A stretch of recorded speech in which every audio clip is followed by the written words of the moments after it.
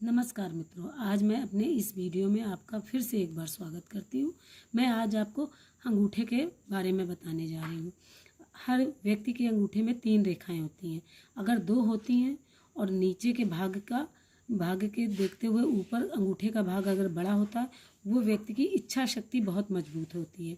और उसके बाद नीचे का भाग उसी के बराबर होता है, वो व्यक्ति हर बातों में तर्क वितर्क करता है।